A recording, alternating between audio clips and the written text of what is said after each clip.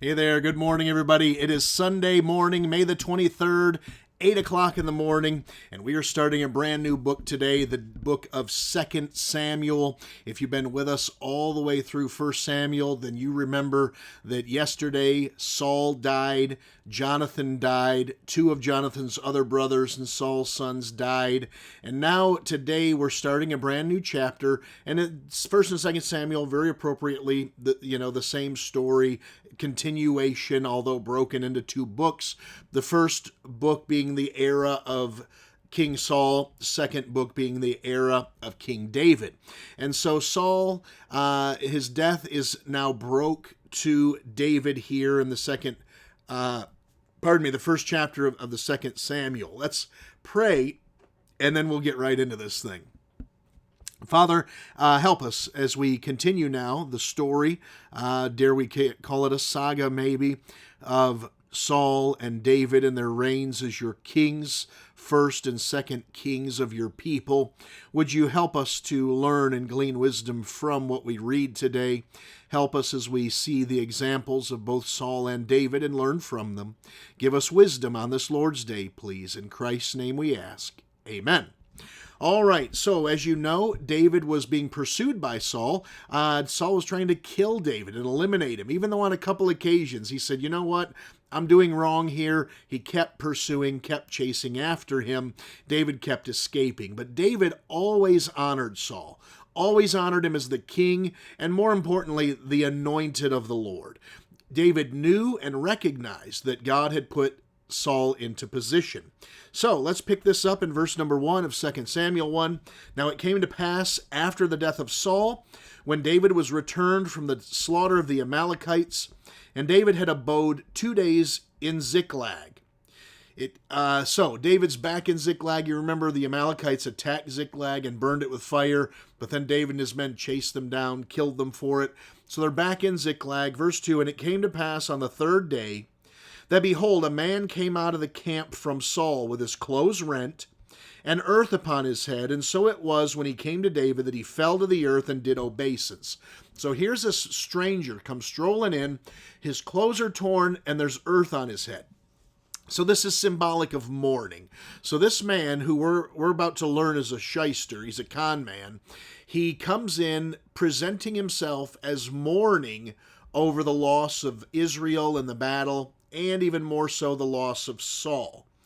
Verse number 3, and David said unto him, from whence comest thou? And he said unto him, out of the camp of Israel am I escaped. So David says, okay, where are you coming from? And he says, I've come from the battle, basically. And David said unto him, how went the matter? I pray thee, tell me. Now remember, David's not an opportunist here. He's not looking for, did Saul die? I hope Saul died. That's not it. David at heart is an Israelite, and he wants to know, how did my nation do? How did the people do? The verse continues, and he answered, that the people are fled from the battle, and many of the people also are fallen and dead. And Saul and Jonathan his son are dead also. So this is terrible news. David doesn't want to hear this news. He'd rather Israel be victorious and Saul still be the king pursuing him than for his country to have been defeated and for Saul to be dead and Jonathan even more so dead. Verse 5, and David said unto the young man that told him, how knowest thou that Saul and Jonathan his son be dead? This is a very good question, and we're going to take a little bit of a minute here to talk about this. Just because someone says something doesn't make it true. We need to really get back to that. We need to get back to the understanding that just because someone makes a statement doesn't mean that it's accurate. We are living in this strange time, are we not? Where words like disinformation and fake news and fact-checking, all these things are going on. Now, the reality is, why are we here? Why are we in this? Because so much of what is said is misrepresented. People have agendas, and so they try to paint a picture. They try to put a particular perspective on it that doesn't necessarily need to be considered or should be considered. People are trying to manipulate the thought processes of other people by what they're saying. And by the way, that's what's going on right here, right now. So just because someone says something doesn't mean it's true. So David here, Saul and Jonathan are dead. He says, how do you know they're dead? Just because some stranger that I've never met tells me something doesn't mean I'm going to believe it. Verse number 6, and the young man that told him said, as I happened by chance upon Mount Gilboa, behold, Saul leaned upon his spear, and lo, the chariots and horsemen followed hard after him. And when he looked behind him, he saw me, and called unto me, and I answered, Here am I. And he said unto me, Who art thou? And I answered him, I am an Amalekite. He said unto me again, Stand, I pray thee, upon me, and slay me. For anguish is come upon me, because my life is yet whole in me. So I stood upon him and slew him, because I was sure that he could not live after that he was fallen. And I took the crown that was upon his head, and the bracelet that was on his arm, and I brought them hither unto my Lord. So if you read yesterday's chapter with us, you know that this is a completely different story than what we read yesterday. What did we read yesterday? Saul is in the battle, he's fighting, and an arrow hits him. And so he says to his armor bearer, I'm going to die here. I don't want to die by the hand of the Philistines. I want you to run me through with the sword. And the armor bearer, out of fear, says, I cannot do that. I can't take your life. And so Saul fell upon his own sword, killing himself. And then the armor bearer also fell upon his own sword, killing himself. That's a different story than what this guy just told. So if you ask, well, who are we to believe? Well, the inspired account of Scripture was what we just went through. This is the inspired account of what this guy says happened. So just because this guy says that it's happening doesn't mean that's what happened. What's his story? Well, by chance, I happened upon Mount Gilboa. I kind of doubt him already. If he's saying, I just happened to be there. I don't know why. Who just shows up in the middle of a battlefield? I'm just walking along, walking the dog that morning. Here I am in the middle of a battle. And he says, I see Saul, and he's fallen on a spear. Well, that's not true. Saul got hit by an arrow. And so I came up to Saul, and the chariots are riding past, and Saul's there, and Saul says to me, I need you to take my life, because I'm in anguish and pain, and my life is still with me. I'm not dying, but I can't take this anguish that I'm in. And so according to this guy, he took out his sword, and he ran it through Saul and took Saul's life. And then he says, I took off his crown, I took off his armband. Maybe you've seen that before, how Eastern kings and royalty will have a metal band around their bicep. And this crown is a crown fitted for battle, more of a cap, a protective helmet with some ornamental around the sides of it. And so he brings those things, and he's going to bring them to David. Now, here's what I believe. I believe this guy was there. And I believe that he saw what actually happened. And it does say that he's got these two things to present to David, so he must have at least seen the body of Saul, and he's probably one of the first there. Otherwise, these things wouldn't be there. Remember, the Philistines came through to pillage the bodies we read yesterday? And so this man, he sees all this happen. He sees Saul get hit with arrow. He sees Saul fall on his own sword, and he sees the armor bearer fall on his sword. And then he goes up and he takes the armband and he takes the helmet. So what's he doing here with David? Well, he's trying to get into David's good graces. No doubt he knows of the contention between David and Saul. He knows that David's been running for his life. And now that Saul's dead and nobody can refute his story, he goes in to tell David, hey, I killed your enemy for you. That's the perspective this man has. But he doesn't understand that's not David's perspective. David doesn't care that Saul's dead. He's heartbroken that Saul's dead. He's heartbroken that Jonathan's dead. And so for this guy to say, hey, I killed your enemy, David's like, well, that's the wrong thing to do because I loved my enemy. I didn't want him to die. And so here, he's really blown it, hasn't he? Verse number 11.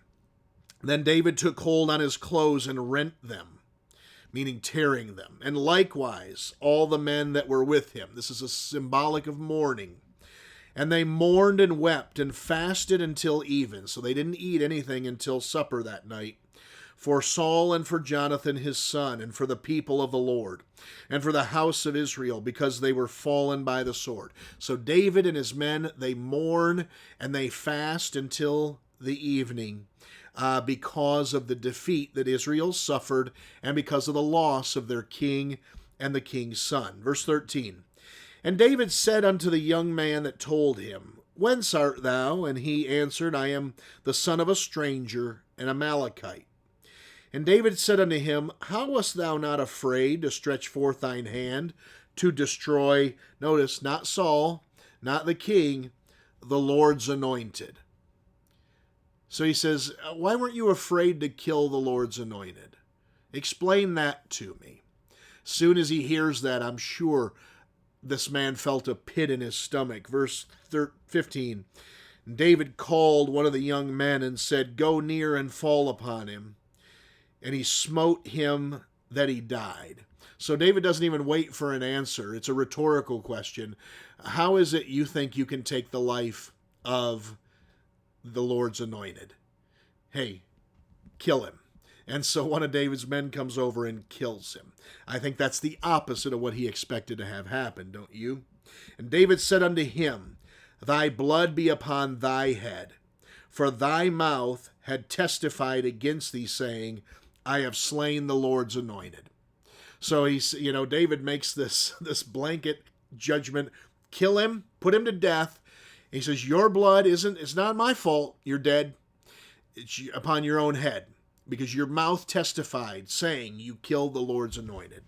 And now we're going to see the rest of the chapter is a bit of a song or a poem that the Israelites would sing here.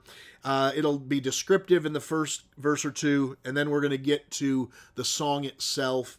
Verse 17, and David lamented with this lamentation over Saul. So the lamentation is the song to follow. And over Jonathan his son. Parenthetically, we're told here, also he bade them teach the children of Judah the use of the bow. Behold, it is written in the book of Jasher. So two thoughts here that I've seen people discuss. One is that this song is called the bow. And so the people and the children are taught this song.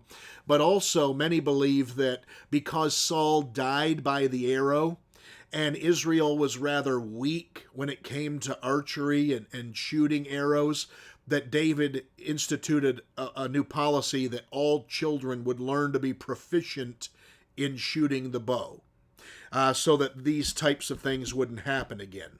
And here's the song. The beauty of Israel is slain upon thy high places. How are the mighty fallen? Notice David calls Saul, so far in this chapter, the anointed of the Lord and the mighty. Verse 20, tell it not in Gath. Publish it not in the streets of Askelon, lest the daughters of the Philistines rejoice, lest the daughters of the uncircumcised triumph. So here's a good principle. You don't publish your bad news. You don't publish your weaknesses. You could also say underneath of that some further thoughts. Don't whine about your situation. Don't complain about your problems. Doing that is not helpful to you. Why? Because your enemies will rejoice. And your enemies will feel like they've won and you've lost. And when your enemies rejoice and they feel like they've won and you lost, you feel like you've lost. It's a bad spot to put yourself. So you don't talk about your weaknesses. You don't talk about your failures. Verse 21. Ye mountains of Gilboa, this is where the battle was, remember. Let there be no dew, neither let there be rain. So they want the land to be dry and desolate that these great men were killed upon. Upon you, nor fields of offerings, for there the shield of the mighty is vilely cast away. When a fighting force would retreat, they would throw their shields and run, because the weight of the shield was cumbersome and laborious to carry, so they would just drop it and run. It's cowardice, isn't it? It's retreating. And so he's saying here, the shields of the mighty were vilely cast away. The shield of Saul, as though he had not been anointed with oil. So not literally Saul's shield, but the men who ran, they are the shield of Saul. They're the defenders of the king and the kingdom. And so they drop their shields and run as though he had not been anointed with oil. Here's the thing. The very people that wanted a king then failed to defend the king. That's the point here. Verse 22, from the blood of the slain, from the fat of the mighty, the bow of Jonathan turned not back, and the sword of Saul returned not empty. So the king and his son did their part. Saul and Jonathan were lovely and pleasant in their lives, and in their death they were not divided. They were swifter than eagles, they were stronger than lions. Ye daughters of Israel, weep over Saul, who clothed you in scarlet and other delights, who put on ornaments of gold upon your apparel. He says, Saul did you some good. The economy's better because of Saul. You've got some nice things because of Saul. More now that he's gone. Verse number 25. How are the mighty fallen in the midst of the battle? O Jonathan, thou wast slain in thy high places. In other words, you'd reached great heights in life, and that's when you were taken out. I am distressed for thee, my brother Jonathan. Very pleasant hast thou been unto me. Thy love to me was wonderful, passing the love of women. David's saying, I was closer to Jonathan than even my wives. I had a closer relationship and a more deep relationship with Jonathan than I've ever had with any woman. And of course, people have taken this and perverted it and twisted it and made it sexual. It's not that way. God help us for sexualizing everything that we read. These two men were incredibly close friends, would have given their lives for each other. That was proven a couple of times as we read through 1 Samuel. And now David is mourning his passing. Verse number 27, how are the mighty fallen, and the weapon of war perished. And so that ends the song called The Bow that the children of Israel would learn and then sing one to another. All right. There it is, sort of a sad start to the book, isn't it? But a lot to take from that thing. And I want you to notice before we go here this morning that David did not fail to understand and acknowledge the flaws of Saul, but he didn't let Saul's flaws completely overshadow the good that he did. I'll tell you this, and we're done. I'm so thankful, and you should be thankful too, that at the judgment seat of Christ, God isn't going to take just our mistakes and judge us on the basis of those mistakes. He's not going to take just our failures and judge us on the basis of our failures. He's going to look at our whole lives, and he's going to say, hey, overall, this man or this woman tried to do right, tried to do good. They succumbed to temptation on occasion. Maybe their besetting sin got the best of them.